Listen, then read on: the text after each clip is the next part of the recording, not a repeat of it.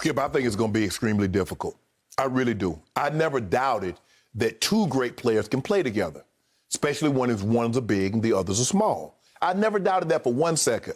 It's that when you throw that third component in there, when you throw a third component in there, Skip, somebody is going to have to sacrifice major shots, major points. We saw it with Chris Bosh when he went with the big three down there with D. Wade and LeBron. We saw it with Kevin Love when he joined with Kyrie. Now, we look at Klay Thompson.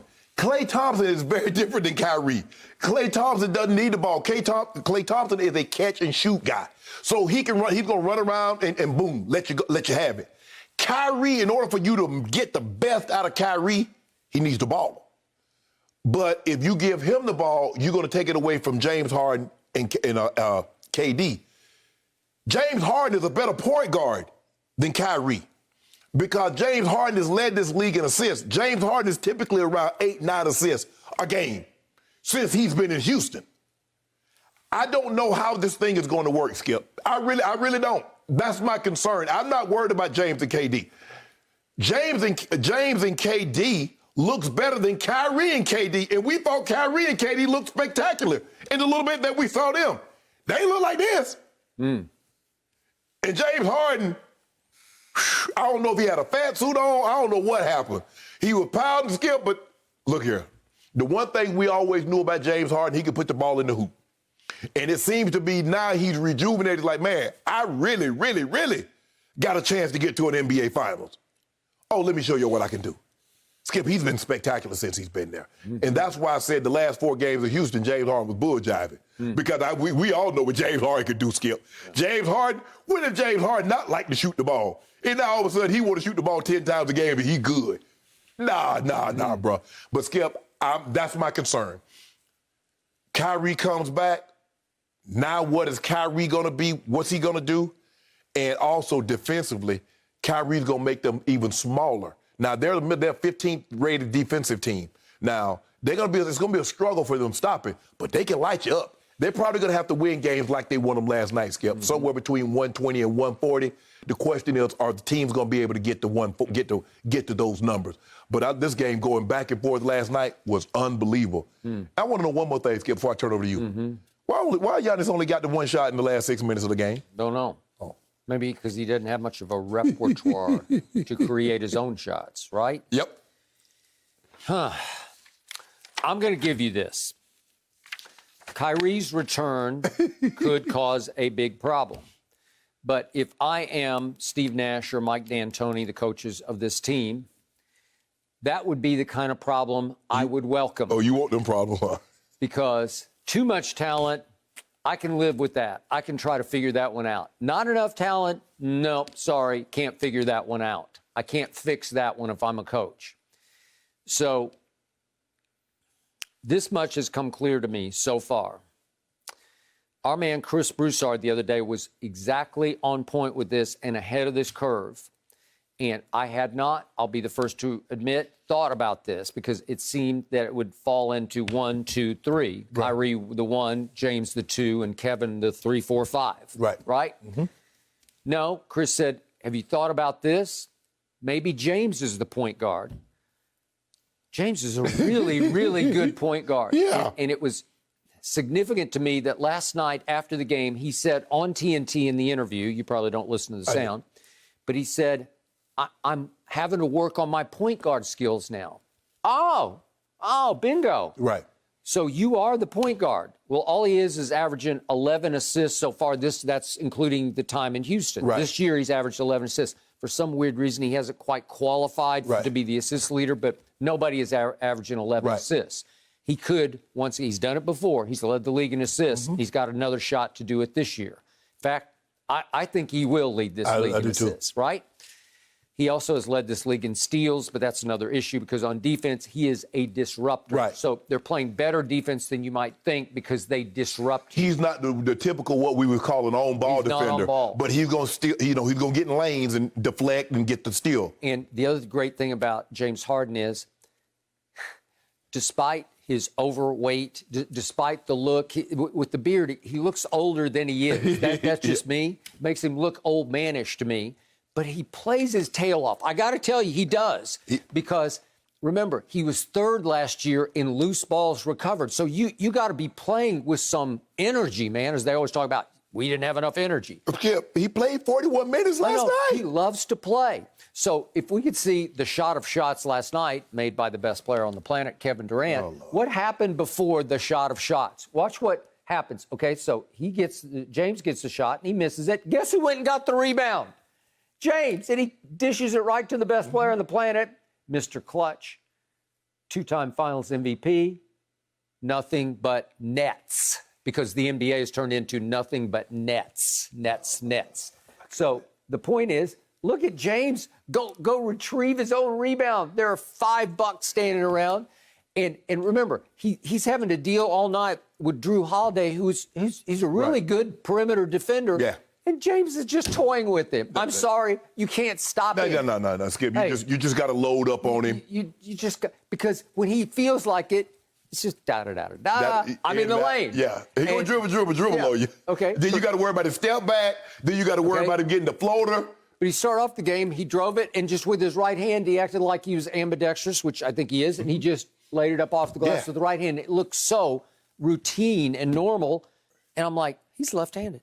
Okay, so the point is, they got that going, and Kevin is going to be fine no matter what the situation is, because he just plays.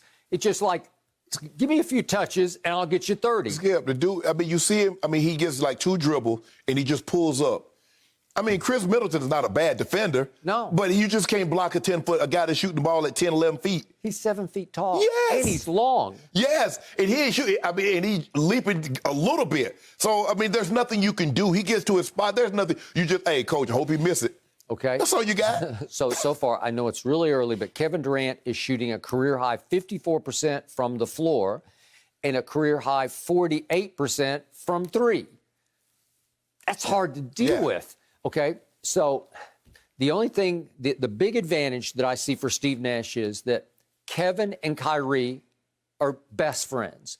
James and Kevin from the Oklahoma City days are very close friends. Maybe not quite as close as Kyrie and Kevin, but at least you're not throwing in players who don't really know each other. Well, the thing is, Skip, is that James Harden did have 3 years of playing with Kevin Durant. Now, they were very different players back then, but he understands KD's game. He understands where KD wants the ball, where he needs the ball. And like I said, James has never played with a player like this. Yeah, he's played with some great players. Chris Paul's a great player, Dwight Howard back then, but not like this. You're talking about this is a generational talent. This is transcendent here.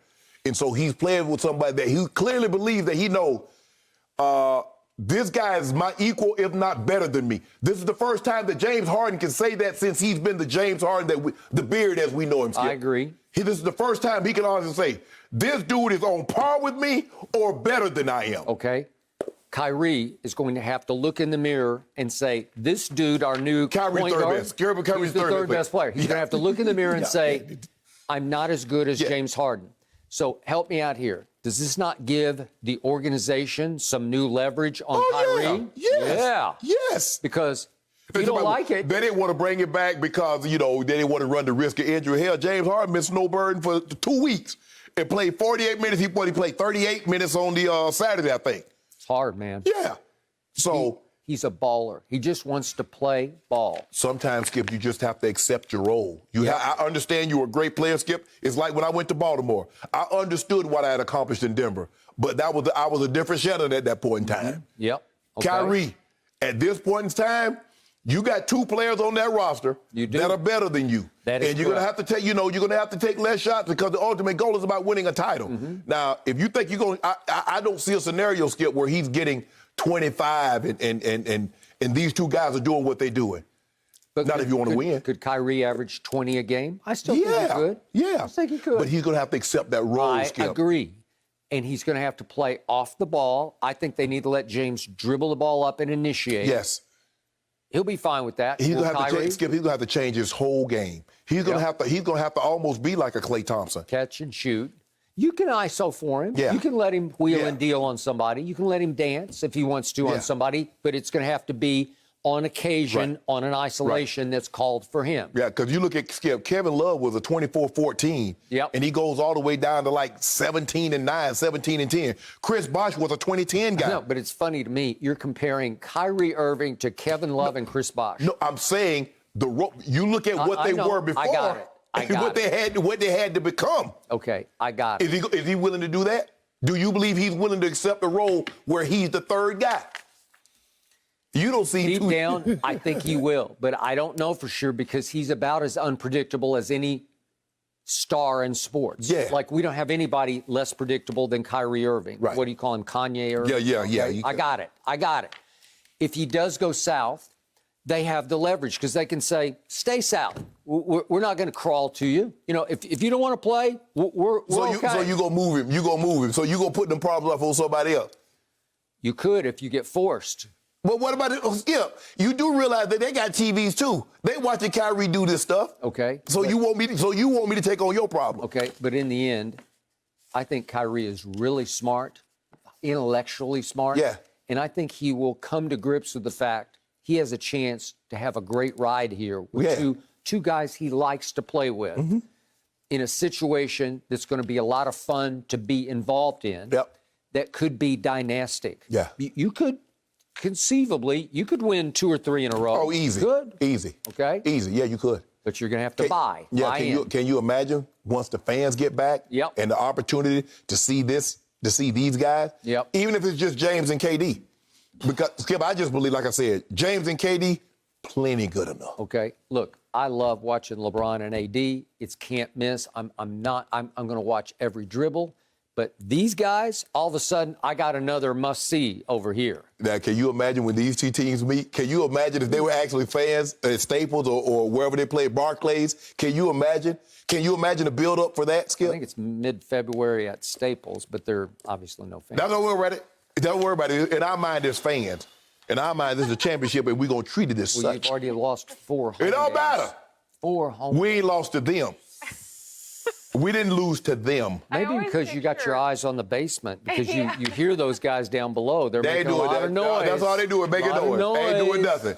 Thank you for watching. You can subscribe here to get the latest from the show, and be sure to check out more of the best clips from Undisputed, or go watch a few other segments from our other shows on FS1.